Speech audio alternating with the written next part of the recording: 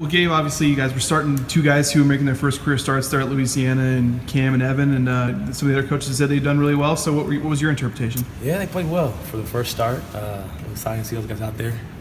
They played hard, and they played with great technique and great ability, so it was fun.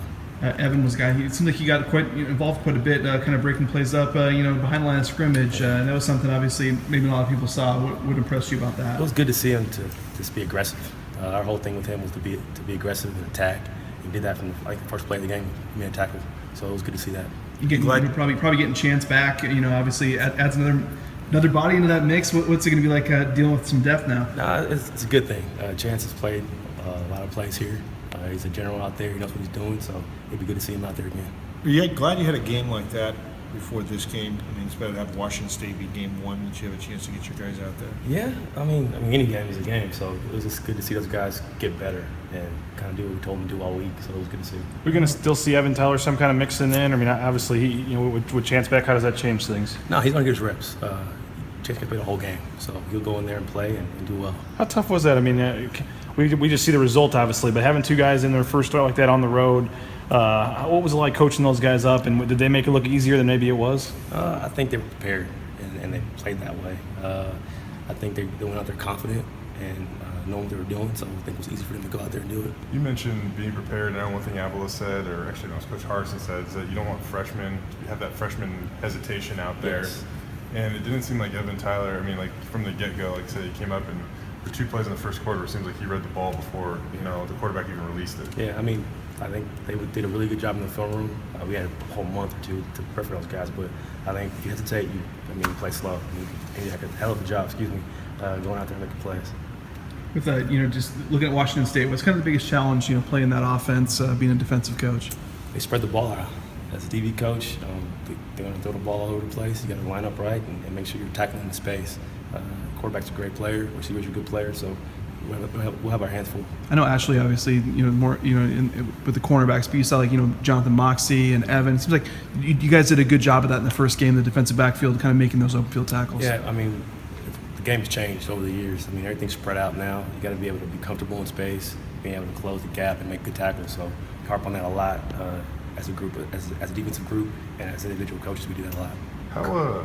How tough is it to defend the air raid? I mean, we know that they have obviously it's good to tackle in space and kind of the screen game and stuff, but what the receivers do with crossing and all that stuff and communication, and I guess how tough is that to defend? You just got to be patient, man, and just make sure you're tackling in space like you said, and making sure that they don't get behind you.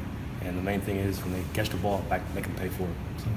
When you say make sure they don't get behind you, how do they kind of try to set that up at times? I guess taking enticing crossers.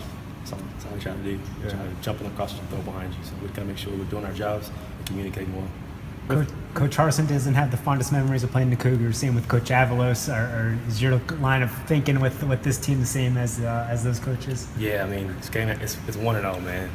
I mean, as a player, yeah, but as a coach, this is move on to the next opponent. I mean, we played them 12 years ago.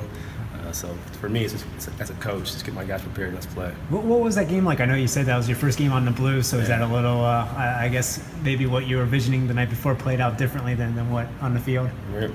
Honestly, man, I don't remember that game.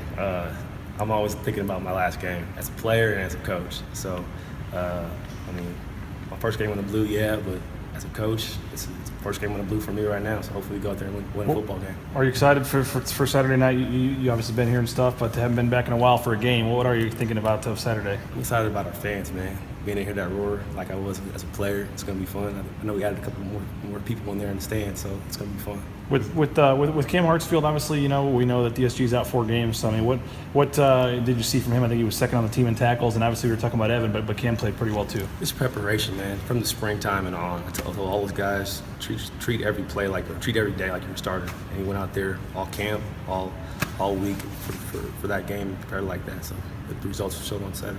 What do you see in the receivers from Washington State? What makes them? You see a lot of guys get 10 catches in games. They're dynamic, man. They do a really good job finding holes in the zones and playing well in man coverage. So this is going to be a challenge for us to get out there and play man-to-man on those guys. With boundary and free, I don't know how you divvy it up. I mean, is Evan really only able to play the spot where Chance is, or can we see Evan and Cam at all switching around? They could be wherever they want to be.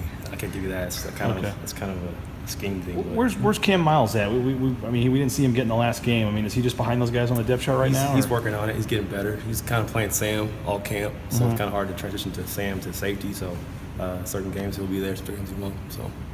One thing Andy said, just kind of get back to that game on the blue and 0-1 against Washington State. He said that he remembered that he was a really young guy, and it kind of helps him as a coach now, maybe relate to some of the younger guys that are playing on this defense. I mean, is it fun to kind of reminisce it all about the old days, and do you still kind of use that knowledge every now and then? Yeah, it's kind of the old wisdom, you can say. I mean, if you see something that a kid's struggling with, you kind of pull them to the side and say, all right, this is how I did it, or give them some advice on that. But looking back at it, man, it's going to be some guy's first time on the blue as a starter. It's going to be fun to see him out there competing.